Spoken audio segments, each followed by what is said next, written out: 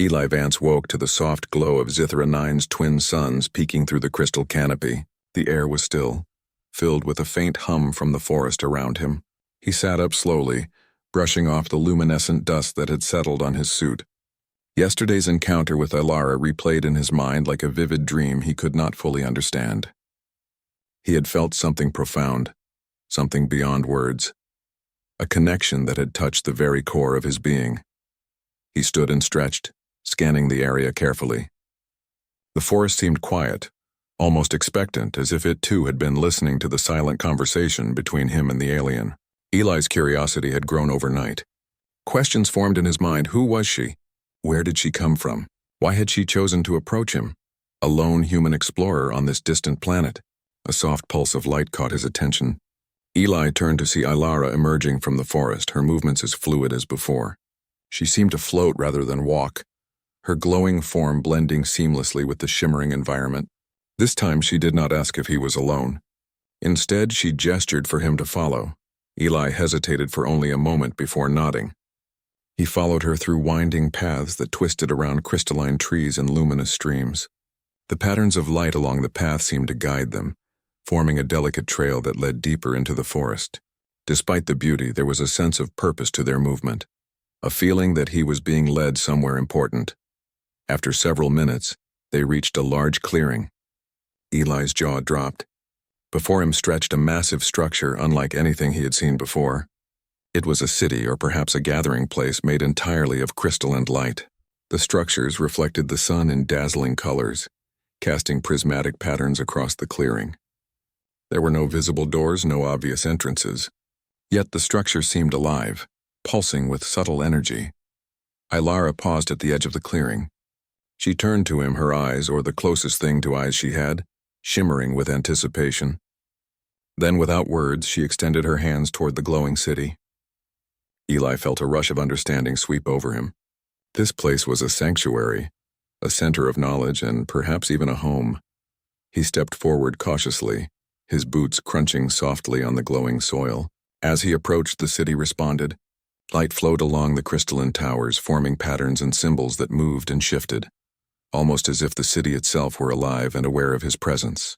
Eli realized that the entire place was a living archive, a repository of knowledge maintained by beings far beyond human comprehension.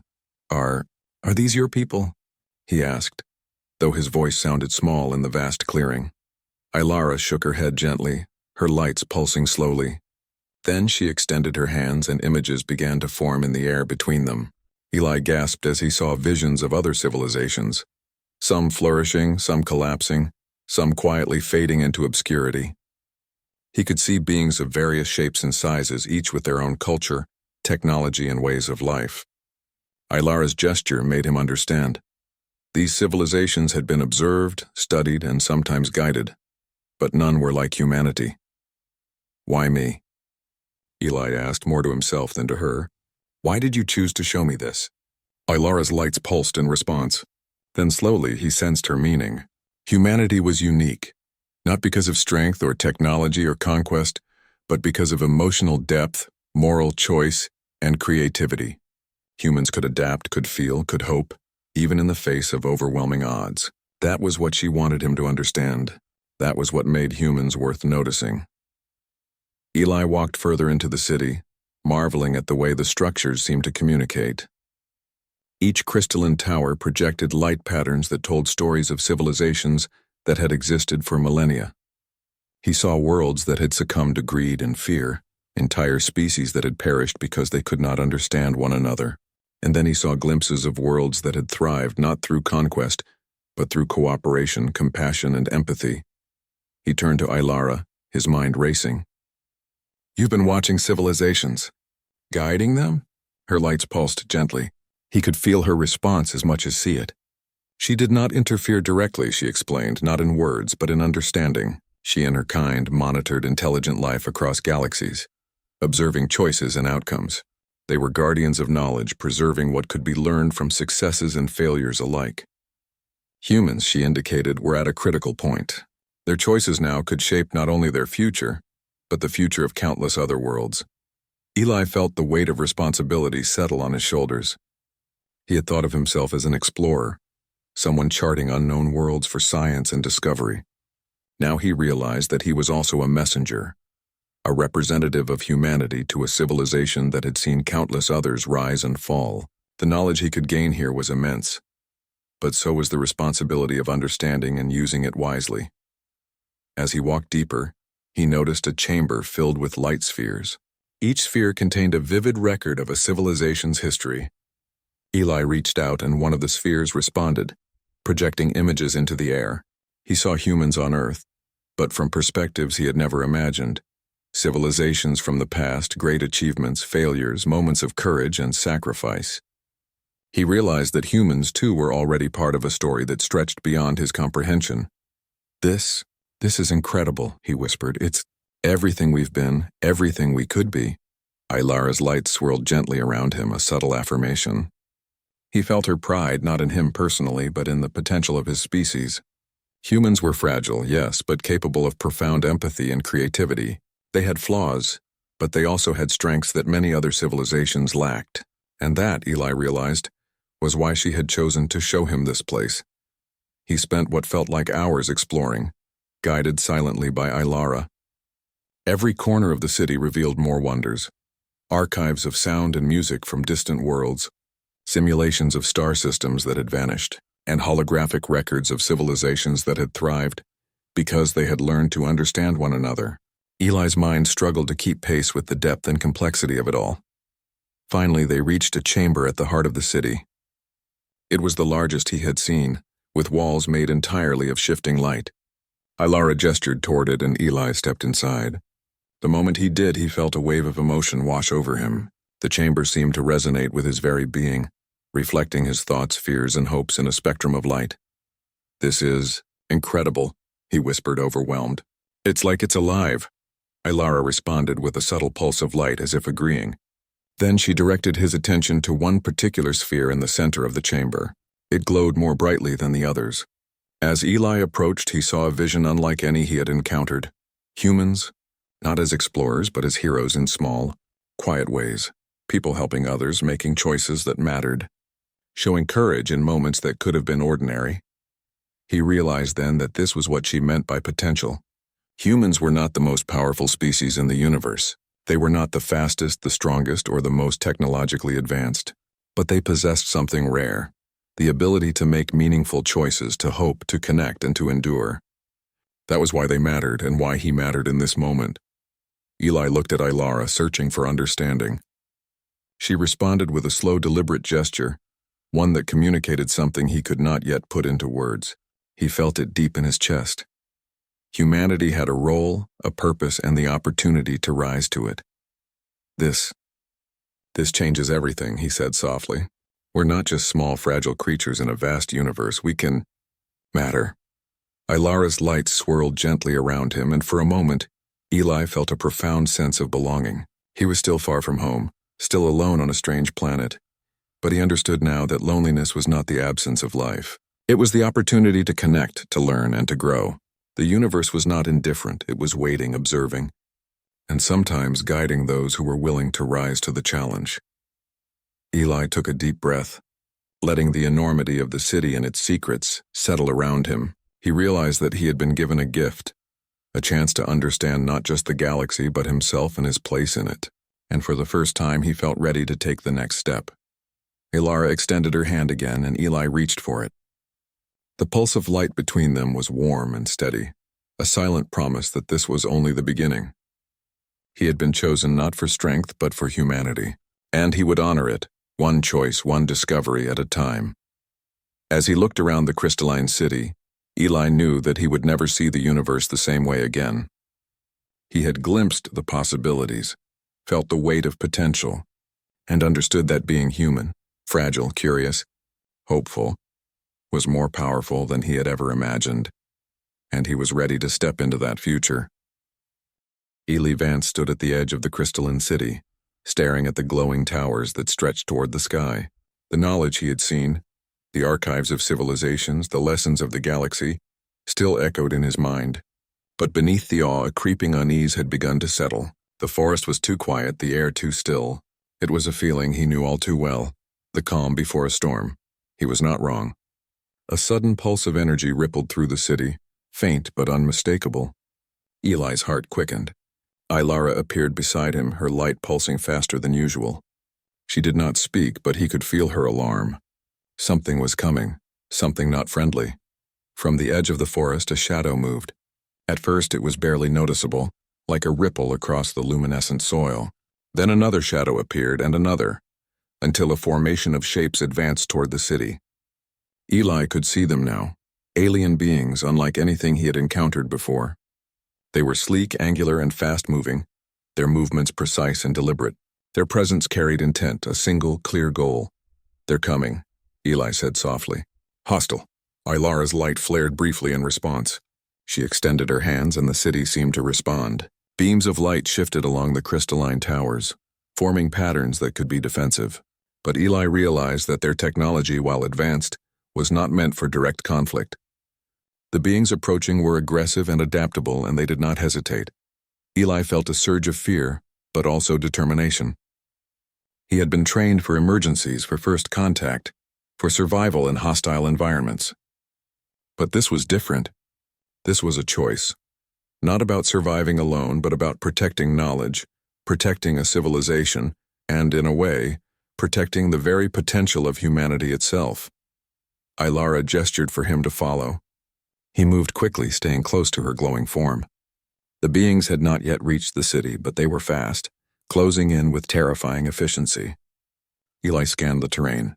There were natural formations, crystalline ridges, glowing streams that could be used strategically. He had an idea. "We can't fight them head-on," he said, speaking aloud more to organize his thoughts than to communicate with Lyra. "But we can use the environment. Their speed, their precision, they make them predictable in some ways. We can create traps, obstacles, force them to slow down." Lyra's lights pulsed in agreement. She guided him to a series of narrow crystal canyons that branched from the main clearing. "Here," he whispered. "We can lead them through these channels. They won't be able to move as freely, and the light patterns can confuse them." He moved quickly, placing small energy beacons along the canyon walls. Each beacon emitted pulses of light, synchronized with Lyra's glow. He hoped the combined effect would disorient the attackers, buying them time to protect the city. Every moment felt critical, every heartbeat a countdown. The first of the hostile beings emerged from the forest. They were taller than him, with sharp limbs and glowing eyes that seemed to scan and calculate constantly. They moved with speed that made his head spin, but Eli noticed a pattern. They were efficient, yes, but rigid. Their strength was predictable, and predictability was something a human could exploit. He activated the first beacon. Light shot out, reflecting off the crystalline walls, forming a web of dazzling beams. One of the attackers faltered, misjudging the terrain, and stumbled. Eli's pulse quickened. The others hesitated as well, their movements slightly off. The plan was working. "Keep going," he murmured, adjusting the timing of the pulses. He could feel Lyra's presence beside him, guiding the energy flow. The canyon became a maze of light and reflection. The attackers tried to adapt, but they were not used to this kind of complexity. They relied on brute speed and strength, and humans, fragile, slow, flawed, could exploit that with cleverness. As the attackers pressed forward, Eli realized that fear could be an ally. He moved boldly, drawing their attention, leading them deeper into the canyon. The walls glimmered. Beams of light crisscrossed the narrow path, and one by one the invaders misstepped. Some stumbled into natural crystal formations. Others became trapped in the twisting channels. Eli's plan was risky, but it worked. Finally, only a few of the invaders remained close to the city. Eli moved swiftly to activate a series of light barriers at the city's edge, designed not to harm, but to disorient and block. The attackers slowed, unable to advance without risking confusion or injury. The city itself seemed to pulse in response, protective energy spreading outward. Eli paused to catch his breath, his mind racing. He had never felt such intensity in all his training. Fear, strategy, courage, hope, all mixed together, pushing him to act with precision and purpose.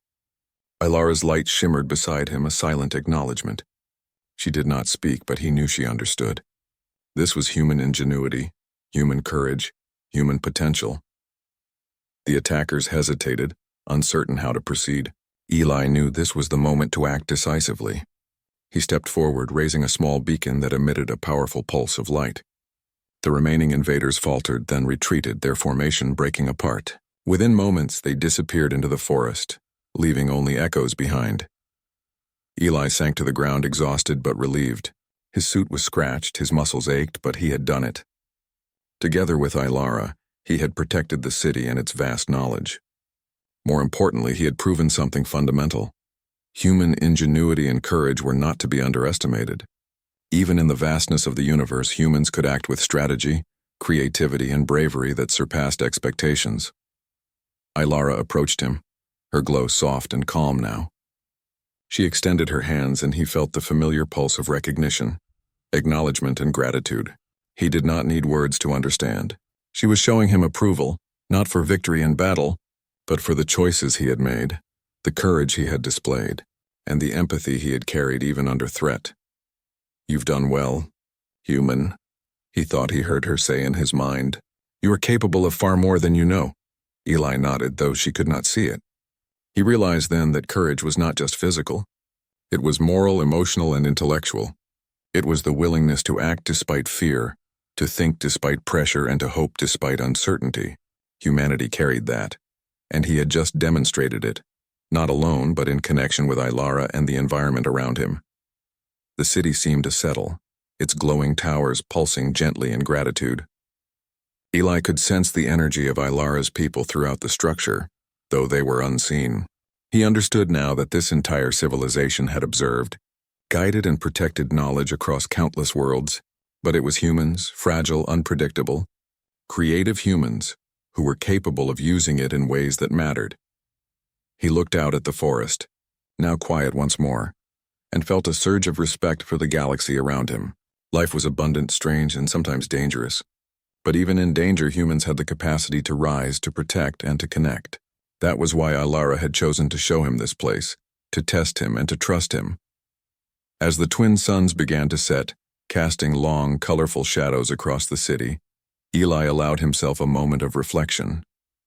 He was far from home, alone in the vast reaches of space in some ways, but he had discovered something invaluable. The strength of humanity was not in weapons, not in speed, not in brute force, but in courage, ingenuity, and the ability to care.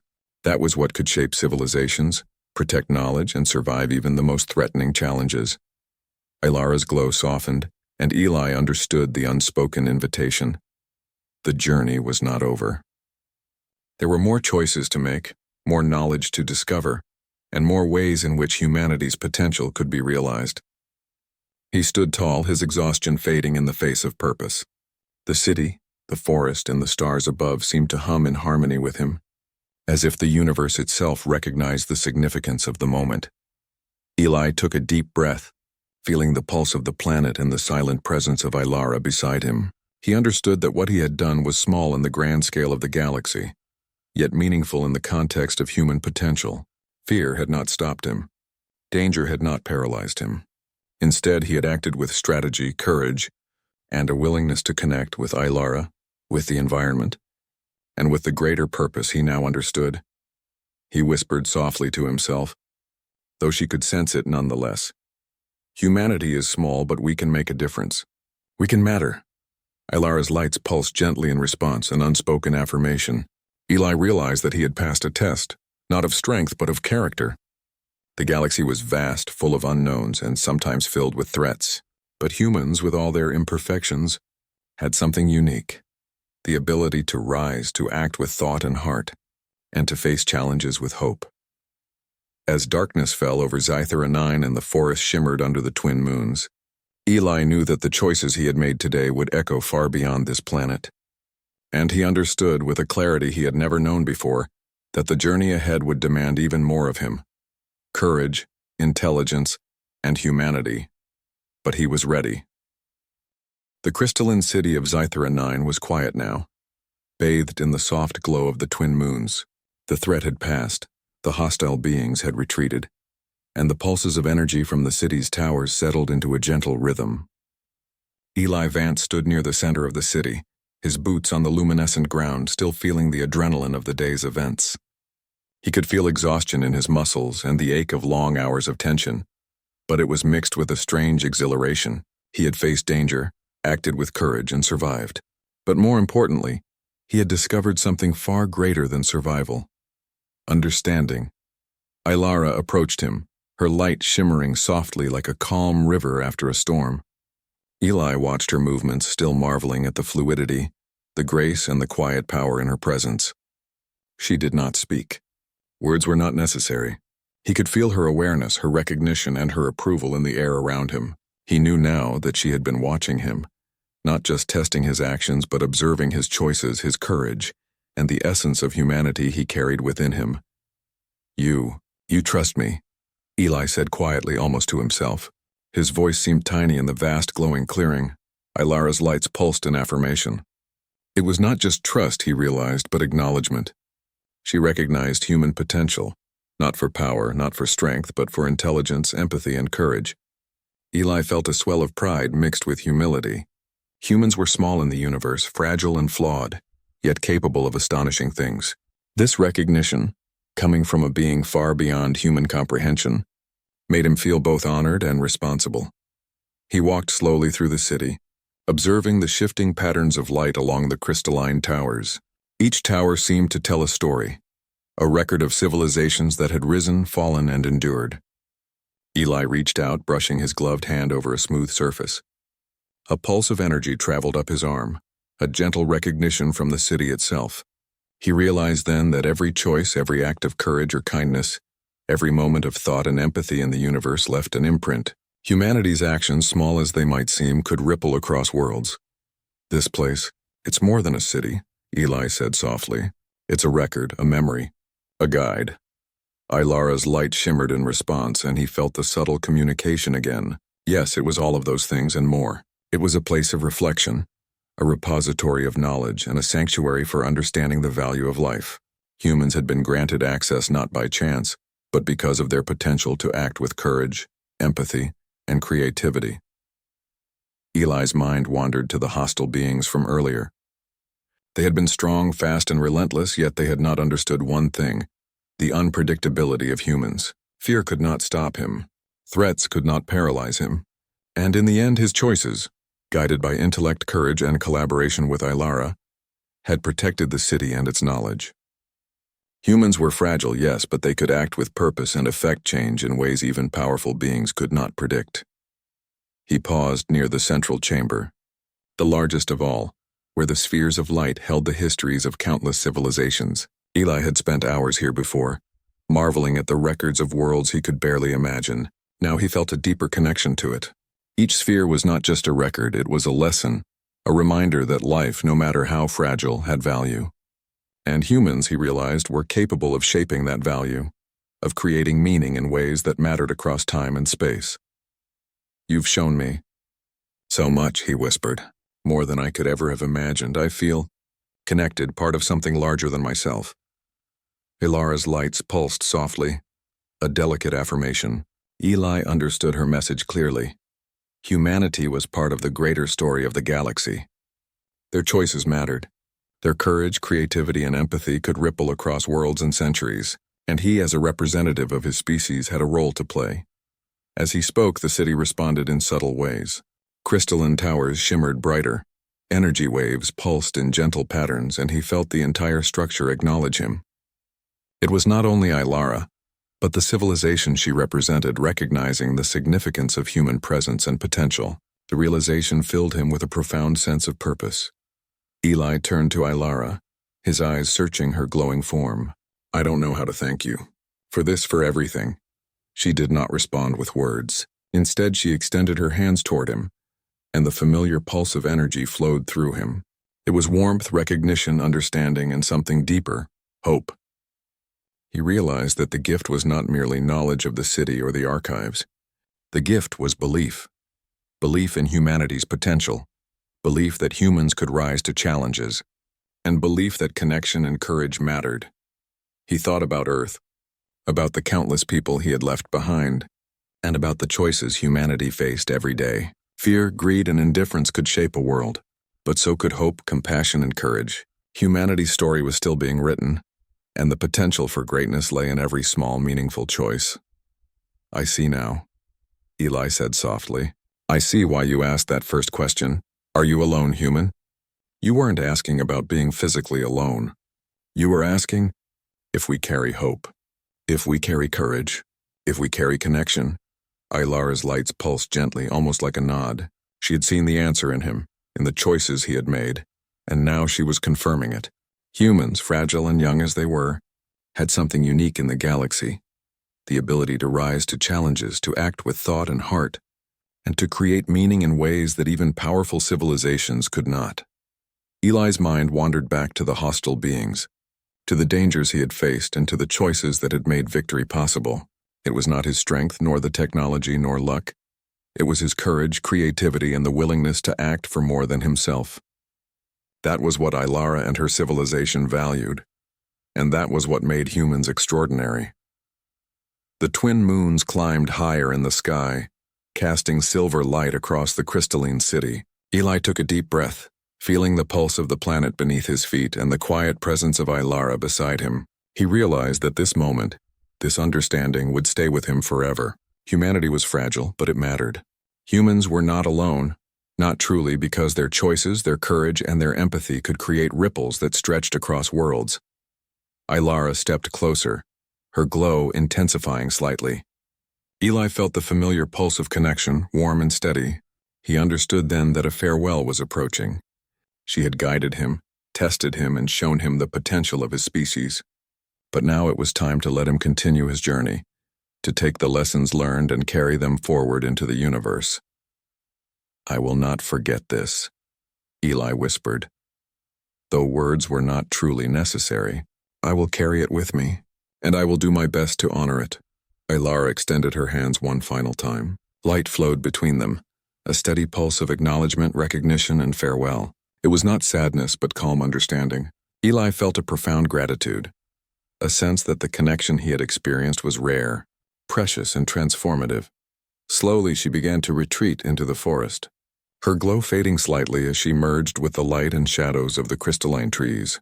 Eli watched, knowing that this was goodbye, at least for now. The memory of her presence, the lessons of the city, and the understanding of humanity's potential would remain with him forever. He stood alone in the center of the city, yet he did not feel lonely. He had been tested, observed, and guided, and he had proven something fundamental, not only to Ilara but to himself. Humans, small and fragile as they were, could rise to challenges, create meaning, and connect in ways that mattered. That was why he mattered, and that was why humanity mattered. Eli turned to face the horizon, the glowing forest stretching endlessly in every direction. The stars above sparkled like scattered gems, each one a possibility, a mystery, a challenge to be understood. He knew that his journey was far from over. There would be more planets to explore, more discoveries to make, and more choices to face. But he felt ready. He carried hope, courage, and understanding within him, gifts he had received and now must pass forward. As he began walking toward the edge of the forest, the city behind him pulsing softly in the night, Eli whispered one final thought. You are never truly alone, human, for your choices ripple across the stars. The words were not for Ilara. They were for himself, for humanity, and for the universe. He smiled, feeling the quiet strength of connection and purpose. Though he walked alone on this distant planet, he was not truly alone. He carried with him the lessons of courage, empathy, and potential, and he understood that being human was something extraordinary in the vastness of space. And as he moved forward, toward the unknown, he felt the pulse of life, knowledge, and hope all around him. Frithra 9 had given him more than discovery. It had given him understanding. And that understanding, he knew, would shape not only his future but the story of humanity itself. Eli took a deep breath, feeling the soft hum of the crystalline forest, the gentle glow of the towers, and the memory of Ilara's presence. The universe was vast, mysterious, and sometimes dangerous, but he was ready to face it with courage, curiosity, and heart. Humanity was small, yes, but capable of greatness. Humanity was never truly alone. Captain Elias Mercer stood at the bridge of the research vessel Aurora, staring at the swirling colors of the distant nebula. The sight was unlike anything he had ever seen in his 25 years of space exploration. Bright violet clouds mixed with shades of emerald and gold, forming shapes that seemed almost alive. moving as if they had a mind of their own. The sensors picked up strange energy readings, flickers of something unfamiliar and alien. "Captain, I'm picking up unusual energy patterns ahead," said Lieutenant Mara Singh, her fingers flying over the control panel. "They're unlike anything in our database. It's almost like the nebula is alive." Elias tightened his grip on the railing. "Alive or not, we're here to explore and record," he said. "Slow approach. Keep shields up and maintain maximum sensor output. I want to know everything about this place before we get any closer." The Aurora drifted carefully into the edge of the nebula. The sensors revealed a massive structure ahead, larger than any spaceship humanity had ever built. It glimmered with a crystalline sheen, reflecting the nebula's colors in 1,000 shifting patterns. The structure seemed to float without propulsion, perfectly still, as if it had been waiting for them. "Elias, you need to see this," said Singh, pointing at the main screen. "It's beautiful, but it's not natural. Nothing we've seen before looks like this." Elias studied the display. "Agreed. Prepare a visual scan. I want to know what we're looking at. And Mara, get the crew ready. We don't know what's inside." The crew of the Aurora moved quickly but quietly. Everyone knew that first contact with an alien civilization could be dangerous. Even a peaceful species could see humans as a threat, or worse, something to study without consent. Yet curiosity drove them forward. It had always been humanity's strength. As the Aurora drew closer, the crystalline structure resolved into something astonishing. It was not a simple building or a ship. Towers spiraled upward in impossible geometries, connected by arches that shimmered and bent light in strange ways. Energy pulsed along the surface like veins of light, sending ripples across the nebula. The structure radiated intelligence. Someone or something had designed it with thought far beyond human imagination. "Sir, this is incredible," said Ensign Kaito, who had been scanning the structure for hidden signals. "There's life energy inside. Strong, intelligent. It's not like anything we know." Elias swallowed. "Life energy? You mean it's alive?" Kaito nodded slowly. "Yes, or at least it thinks it's alive. The patterns are deliberate. It's like the whole structure is a brain and we just stumbled into its territory." Elias's mind raced. They had been trained for exploration, for diplomacy, and for danger, but nothing had prepared them for this. Yet his instinct told him this was not just a random phenomenon. The structure had purpose, intention, and it had noticed them. Suddenly the bridge lights dimmed and a single image appeared on the main screen. Elias's breath caught in his throat. It was the alien queen. She emerged from the crystal, her form both beautiful and terrifying. Her body seemed to shimmer like the nebula itself, translucent yet solid, her eyes glowing with intelligence that seemed to pierce through space and time. She had no visible mouth, yet her voice filled the minds of everyone on the Aurora, soft yet commanding. "Is there no one with you, human?" The question echoed in Elias's mind, chilling him more than any weapon could. It was not angry or threatening, but curious, deeply unnervingly curious. I'm Captain Elias Mercer of the ship Aurora," he said aloud, though he felt the words might be too small to carry to her mind. "We come in peace. We are explorers from Earth." The Queen's light shifted, pulsing in a rhythm that felt almost like breathing. "Peace," she said, almost tasting the word. "You are alone. A solitary human. Why do you come without companions? Is it courage or recklessness?" The crew exchanged uneasy glances. Elias knew that in alien logic humans were unpredictable at best, dangerous at worst. A solitary human might appear weak or terrifyingly strong. I come with my crew," Elias said, gesturing toward them. "But I am the one who leads. I face what is ahead, as all humans must sometimes." There was silence. Then the Queen's form shimmered, and suddenly Elias felt himself pulled, not physically but in his mind. A vision unfolded before him, more vivid than any dream. He was standing alone on a battlefield on a distant planet. He saw humans surviving impossible conditions, harsh climates, alien predators, devastating storms. He saw humanity building civilizations from nothing, inventing, learning, adapting. And always they endured, even when all seemed lost. The Queen's voice spoke again, soft but heavy with the weight of thought. "You're kind. You endure. Alone yet together. You are fragile and yet unbreakable. Why?" Elias struggled to answer. Because we adapt. Because we care for each other." Because we survive even when survival seems impossible. That is who we are. The Queen paused, and Elias felt a strange warmth. Not comfort exactly, but recognition. The pulse of the Crystal Palace seemed to acknowledge him. The nebula outside shimmered in response, as if the universe itself had noticed the human standing before the alien Queen. Interesting, she said finally. A solitary human carries the strength of many. Your species is dangerous in ways we did not expect.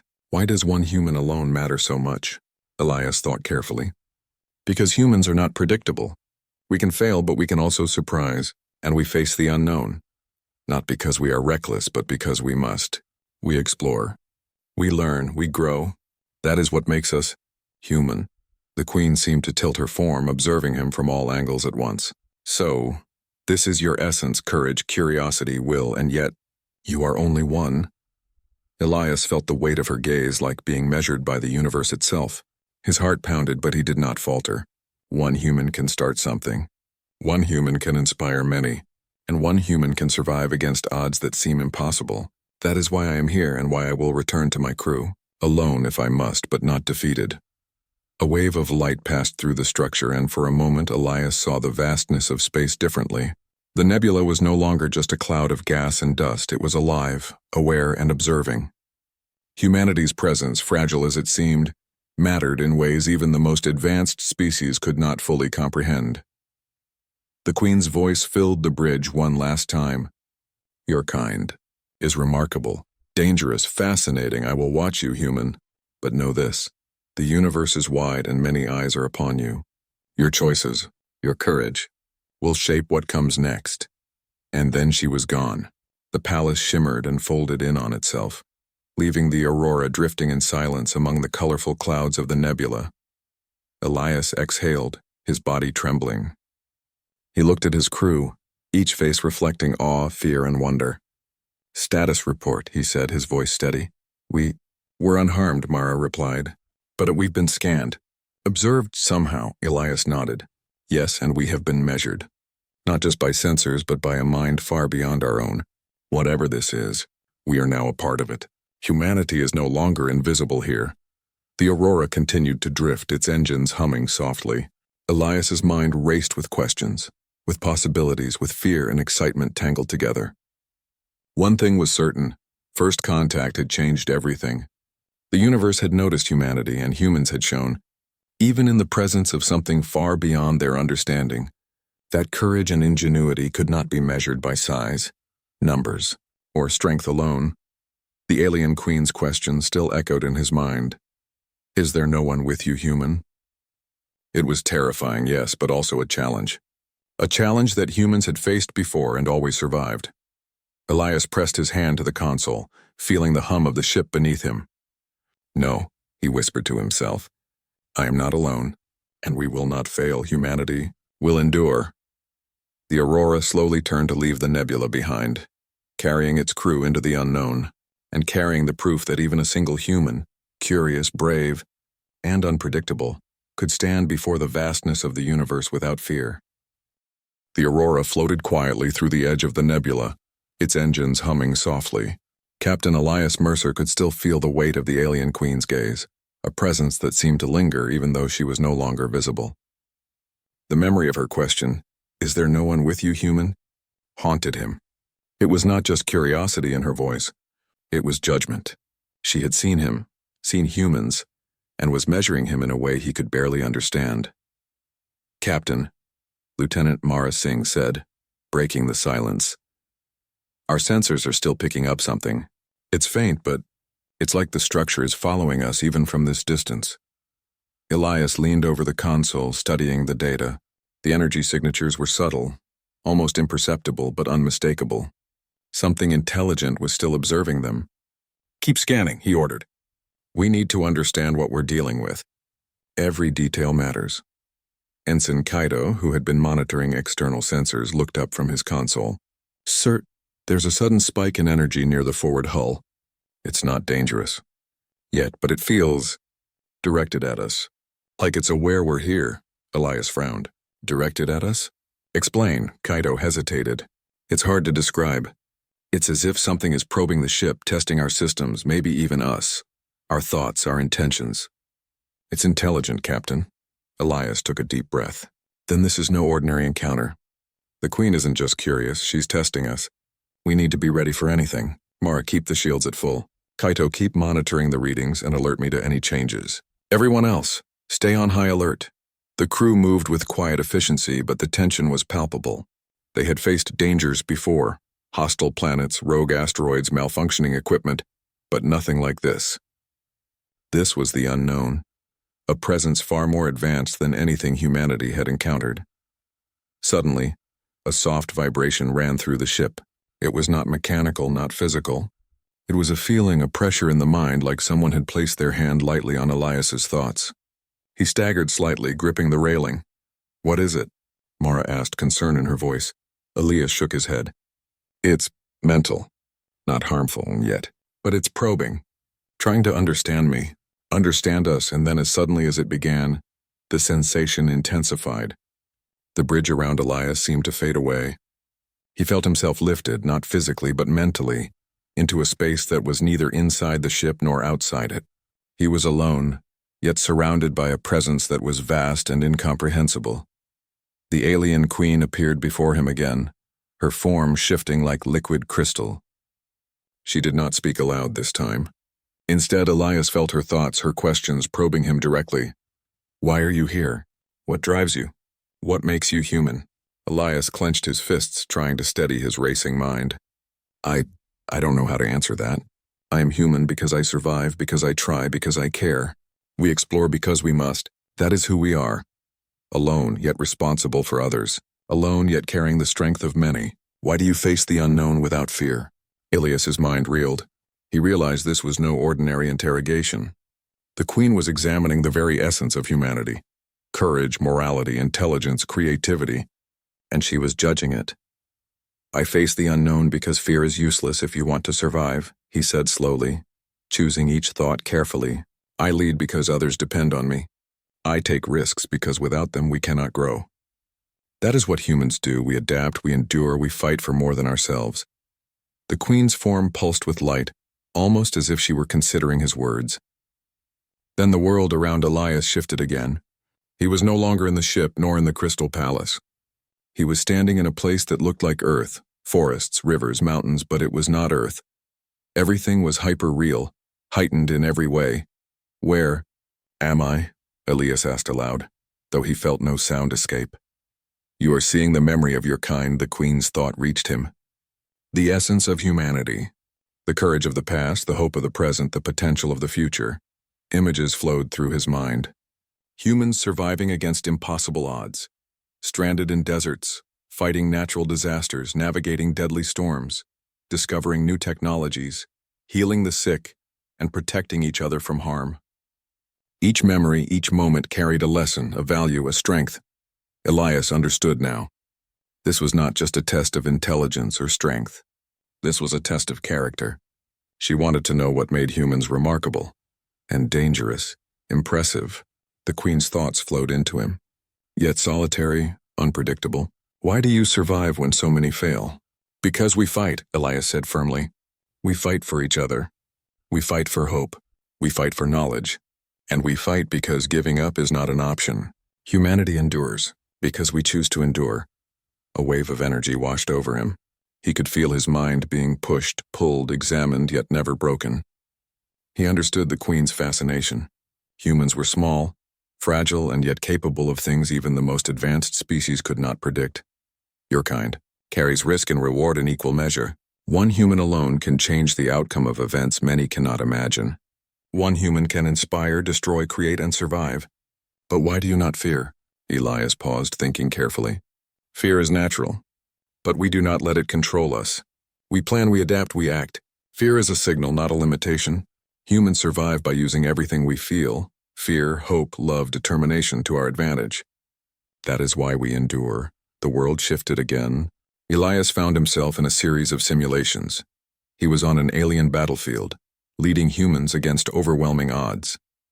Each time he faced impossible choices, dangerous scenarios, and moral dilemmas. And each time he chose creativity, empathy, and courage. He solved problems in ways no other species could predict. survived situations that seemed hopeless, and protected his crew at every opportunity. You are remarkable. The Queen's thoughts admitted, tinged with curiosity and perhaps something akin to admiration. Yet fragile, alone you are a single point of failure. What would you do if all you protect were lost? Elias thought of his crew, his family back on Earth, the countless humans who had faced death and hardship before him. Even if I am the last, I would not give up. Humanity does not rely on luck alone. We rely on hope, courage, and each other, and even if all else fails, the human spirit endures. The simulations ended, and Elias was back on the bridge of the Aurora, though he felt changed. The Queen's presence still lingered like a shadow at the edge of his mind. He looked at his crew, who had been watching him silently, sensing something extraordinary had occurred. "Status report," Elias said, his voice steady though his mind was still racing. Mara Singh spoke first. "All systems normal, Captain. No damage to the ship, but whatever just happened. It scanned you, Elias. It saw your thoughts, and I think it learned from them." Elias nodded. "Yes, and I think it was a test. A test of what it means to be human, of our strength, our courage, and our ability to adapt. Whatever this Queen is, she is not just observing us, she is trying to understand us. And that means she sees value in us, or sees danger." Kaido added, "Sir, if she can see us this clearly, what happens next? Can we survive further encounters?" Elias looked out at the nebula, colors swirling like living fire. "We survive because we must. Humanity has faced the unknown for centuries, and we have always endured. That will not change. Whatever comes, we face it together. That is our strength. That is what the Queen does not fully understand. Even one human alone carries the hope and potential of many." The crew fell silent, each person lost in thought. The Aurora drifted deeper into the nebula, following a path of curiosity and courage. Elias understood that this was only the beginning. The alien Queen's test had shown humanity's strengths, but it had also revealed the dangers of exposure.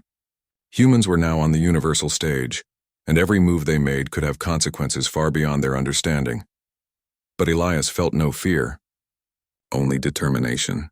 Humanity had survived countless trials. Humanity had adapted, learned, and grown. And humanity would continue to do so, no matter the challenge, no matter the unknown. As the ship glided silently through the glowing clouds, Elias whispered to himself, "We endure. We survive. We are human. And we are not alone." The nebula shimmered around them, alive, aware, and watching, and somewhere within its depths, the alien Queen considered the solitary human captain who had faced her tests and survived, not just with his life, but with the courage and ingenuity that defined humanity itself.